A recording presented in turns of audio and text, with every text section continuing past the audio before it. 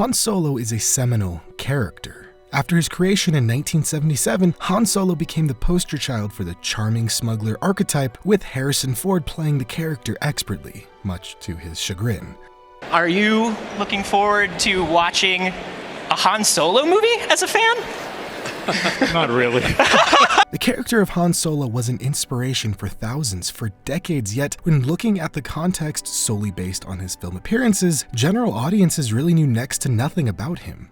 Your typical casual Star Wars fan wasn't going to read the countless amounts of extended material found in books, comics, and video games, so all they had to go off of was found in these 3 movies for nearly 40 years. So lo and behold, when Solo, a Star Wars story, was announced, it should have been an instant classic. But...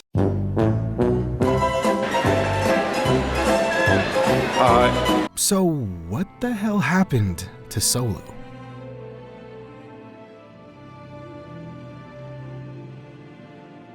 An expansion of Han Solo's past was originally set to take place all the way back in 2005 with Star Wars Episode III: Revenge of the Sith. In early drafts of the screenplay, it saw a 10-year-old Han Solo appearing alongside Chewbacca on Kashyyyk. His cameo was extremely brief, with Solo mentioning to Yoda about finding parts from a transmitter droid that could potentially lead to Grievous's location. The idea was swiftly scrapped by the time this scene got to the concept art phase. Yet this wasn't the only time Lucas toyed around with the idea of a young Han Solo. Before Disney's acquisition of Lucasfilm, they had been in the process of developing a Star Wars TV series known as Star Wars Underworld. While the topic of Star Wars Underworld deserves an entire video dedicated to it alone, we'll just discuss it here briefly. Long story short, Star Wars Underworld was a live-action Star Wars TV show developed by George Lucas. After hundreds of scripts were written and stories outlined, the show was eventually axed because it was too expensive for television.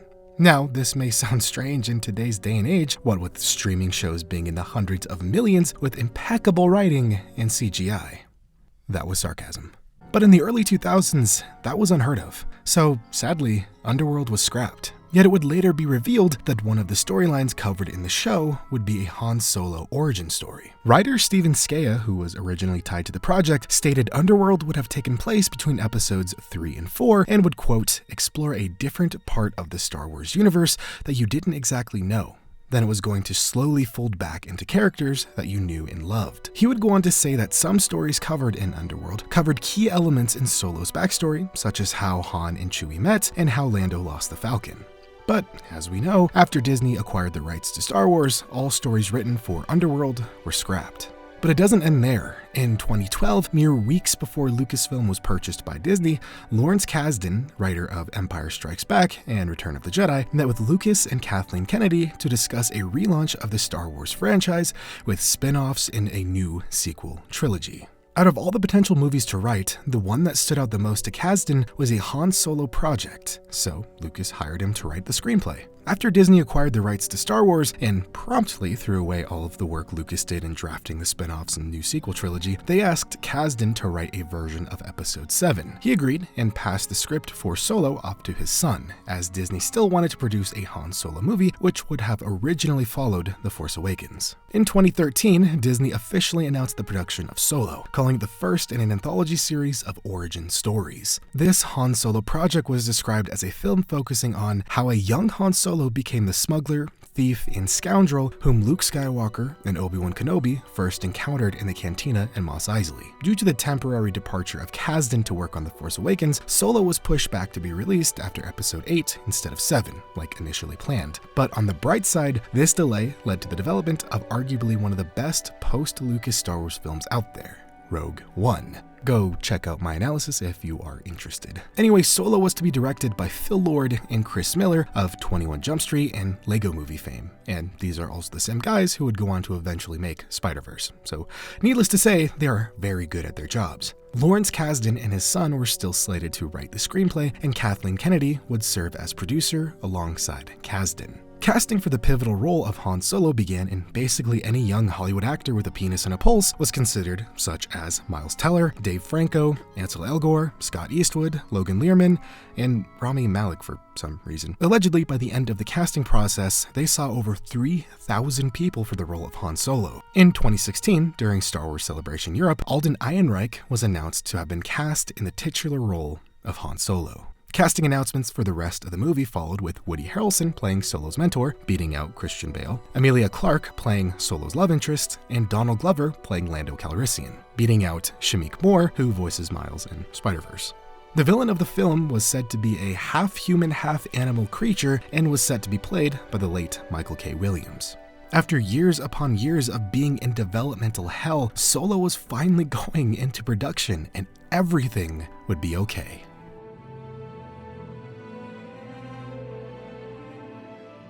With all the pieces in place, Solo began filming in January 2017, yet it only took a handful of months for problems to arise.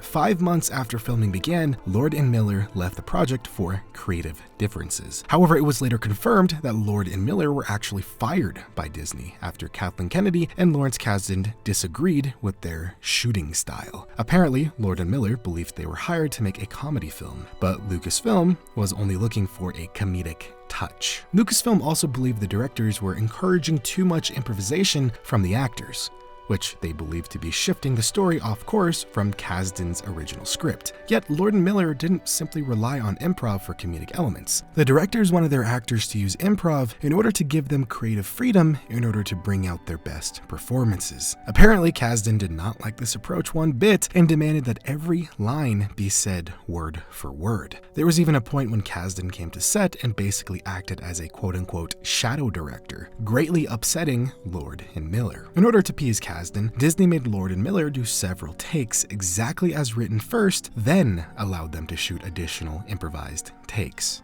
Following Lord and Miller's firing, Ron Howard was announced to be taking over directorial duties as Lawrence Kasdan, who wanted the role, was unable to do so due to the rules stated by the Directors Guild of America prohibiting a replacement director from being someone already involved in the production. As Howard arrived to resume filming, too much time had passed during the production's hiatus, resulting in Michael K. Williams being unable to return due to scheduling conflicts. This resulted in his part being redeveloped and recast with Paul Bettany. The total rework of the film's Big Bad was due to the producers wanting Paul Bettany to better match the new direction they were taking the film. Gone was this alien Big Bad, and in his place was just Paul Bettany with some scars or tattoos, I'm not really sure. Solo, a Star Wars story, concluded filming in October of 2017. It was later reported that 70% of the film was reshot, and Lord and Miller's roles were reduced to executive producers. The budget for Solo was estimated to be around $200 million. However, after all of the reshoots were said and done, the final production cost went up to almost $300 million, placing it as the third most expensive Star Wars movie made to date, just coming short of The Force Awakens and The Last Jedi.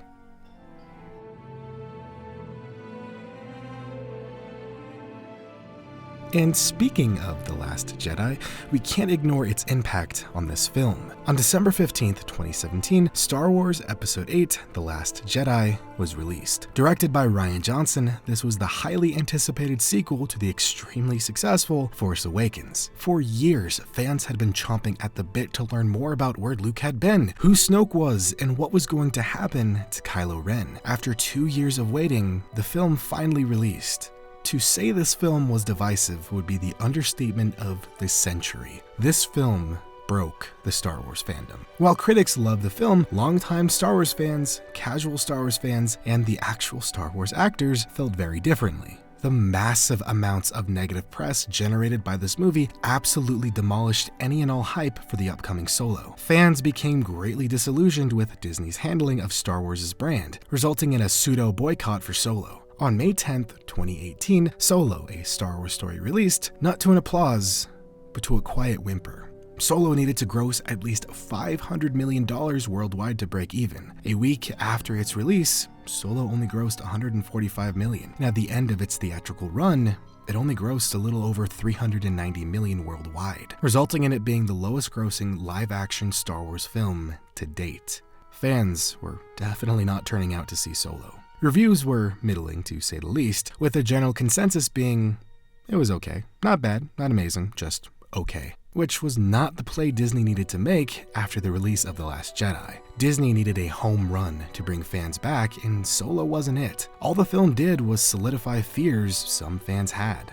Most people thought Solo was too safe, too by the numbers and formulaic. While I personally liked it, I felt then, as I do now, that it didn't need to be made. Nothing about this film created a better understanding of Solo other than telling us how he got his last name, gun, ship, and best friend. I felt like it needed something more than just, hey, remember this thing? Well, here's how he got it. But I digress.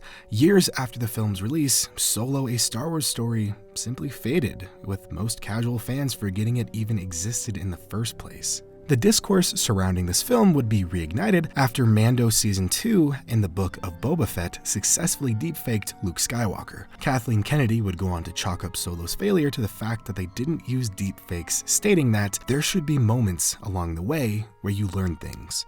Now it does seem so abundantly clear that we can't do that. Kennedy is basically equating the failure of Solo to the fact that they recast, that it wasn't the film's rocky development that caused its failure. It was simply being unable to truly capture the swagger of Harrison Ford. Looking back now, it all seems pretty obvious that Solo didn't bomb because of the cast. Solo bombed because those behind the scenes.